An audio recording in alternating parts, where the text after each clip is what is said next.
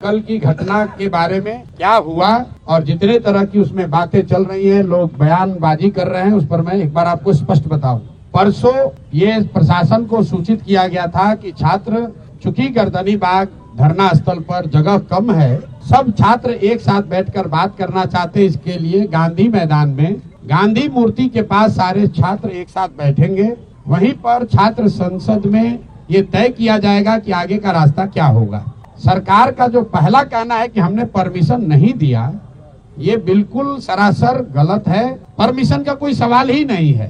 गांधी मैदान सार्वजनिक जगह है, वहाँ लोग दौड़ने के लिए, बैठने के लिए, बातचीत करने के लिए जाते ही रहते हैं। अगर सरकार, इतने बड़े बड़े बंगलों में सरकार के मंत्री पदाधिकारी रह रहे हैं, ये बच्चे कहाँ जाएंगे बात करने? ये वहाँ कोई धरना प्रदर्शन नहीं कर रहे थे, आपस में बैठकर बातचीत करने के लिए। चूंकि संख्या बड़ी थी तो ये तय किया गया कि गांधी मैदान में गांधी मूर्ति के नीचे बैठकर सब लोग बात करेंगे। आपने खुद देखा, सारे छात्र वहाँ जमा हुए, कोई गलती किसी ने नहीं की, कोई हल्ला हंगामा नहीं हुआ, छात्रों ने आपस में बातचीत करी, कोई तोड़ फोड़ नहीं हुई। छात्रों ने अपने आगे का नेतृत्व का चयन किया।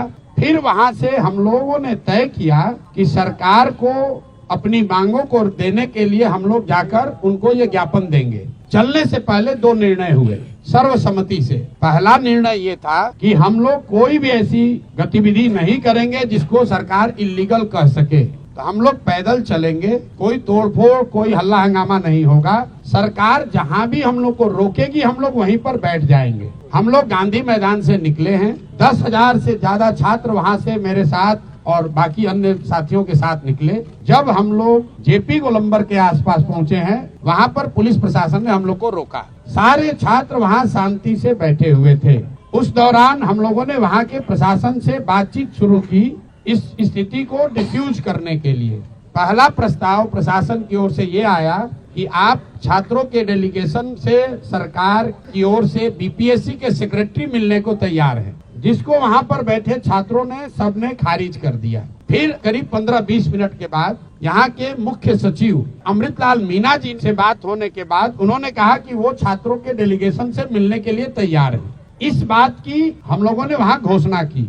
वहाँ से दो बातें हुई। एक तो पब्लिक एड्रेस सिस्टम बड़ा नहीं होने की वजह से, क्योंकि वहाँ बहुत बड़ा कोई माइक तो था नहीं, वहाँ पर ये घोषित किया हमने कि भाई 5 साथी आपके बीच से जो हमारे अगल बगल बैठे हैं, ये लोग मुख्य सचिव के यहाँ जाएंगे, बात करेंगे और जो नतीजा निकलेगा, अगर छात्रों के मनोनुकूल हो तो उसको स्वीकार किया जाएगा, अगर छात्रों के मनोनुकूल न हो तो फिर आगे का आंदोलन चलता रहेगा।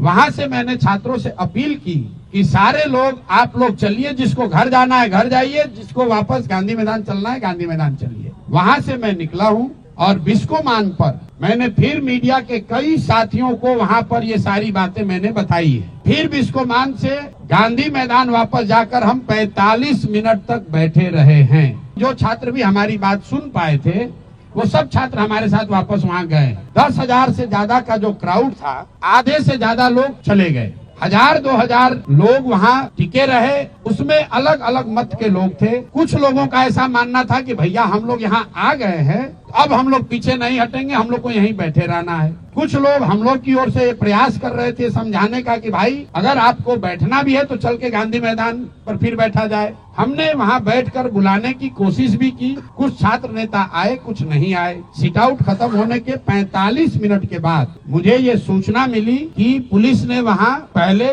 वाटर कैनन का प्रयोग किया और फिर छात्रों पर बर्बरतापूर्ण लाठी चार्ज किया गया है। तो पहली बात मैं आपको क्लियर करना चाहता हूँ कि प्रशांत किशोर वहां से नहीं हटे हैं। प्रशांत किशोर के हटने के बाद पुलिस ने लाठी चार्ज किया है और ये गलत है, सरासर गलत है। और किसी भी हालत में जिन लोगों ने भी ये गलती करी है उनको छोड़ा नहीं जाएगा। जब तक हम हैं, पूरी ताकत से जिन लोगों ने भी छात्रों पर लाठी चलाई है उनको छोड़ा नहीं जाएगा। आंदोलन नीचे अब होने वाला नहीं है, क्योंकि अगर वहाँ 1,000-1,500 छात्र रह भी गए थे, वहाँ ट्रैफिक नहीं रुका हुआ था, छात्र कोई उपद्रव नहीं कर रहा था, किसी सार्वजनिक संपत्ति का कोई नुकसान नहीं हुआ है। पुलिस चाहती तो उसको हल्के से अपने आप छात्र वापस जा रहे थे। पुलिस ने जिस बर्बरता से लाठी चार्ज किया है, मुझे ऐसा लग रहा है ये पटना में 2-4 पुलिस अफसर, इनको नया हीरोइज्म करने का आदत हो गया है। तो आपके माध्यम से मैं बता रहा हूँ, आप लोगों ने सूचना दी है कि हम लोग पर FIR हुआ है।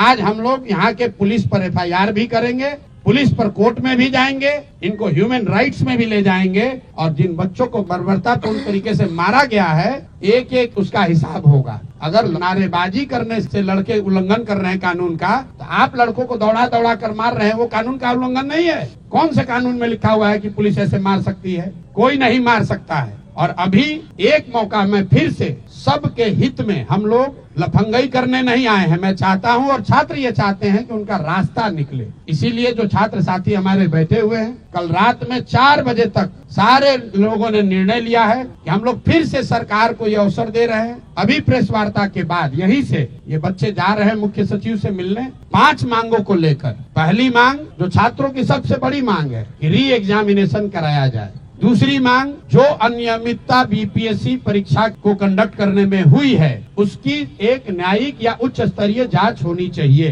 तीसरी मांग सोनू यादव जो लड़का इस पूरे प्रकरण में जिसने आत्महत्या कर ली, उसके परिवार को कम से कम 10 लाख रुपए की आर्थिक सहायता मिलनी चाहिए।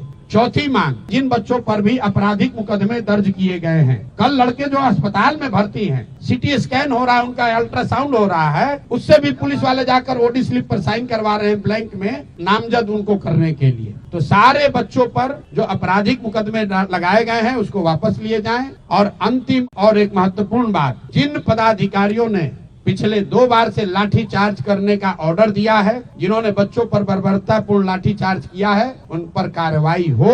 ये 5 मांग को लेकर ये साथी खुले मन से और अच्छे मन से सरकार के सबसे बड़े पदाधिकारी मुख्य सचिव से मिलने जा रहे हैं। हम लोग की अपेक्षा है कि सरकार इस मामले को यहीं पर खत्म करेगी, बच्चों की बात को मानेगी और बच्चे जो चाहते हैं जहां तक संभव हो सके उनकी बात को माना जाए। अगर सरकार नहीं मानेगी तो ये बच्चे, पूरे बिहार के युवा, जो लोग भी इन बच्चों के साथ सिंपैथी रखते हैं वो, और जो भी सरकार के इस लाठी तंत्र के खिलाफ हैं, वो सारे लोग पूरे राज्य में एक दिन भी हम लोग चैन से बैठने वाले नहीं हैं। और 2 जनवरी से अगर ये मामला नहीं निपटा तो मैं स्वयं प्रशांत किशोर मैं इनडिफिनिट यहाँ पर धरने पर खुद बैठूंगा इन बच्चों के समर्थन में, इन 5 मांगों के समर्थन में। कहीं एक कदम भी पीछे हटने का सवाल नहीं है।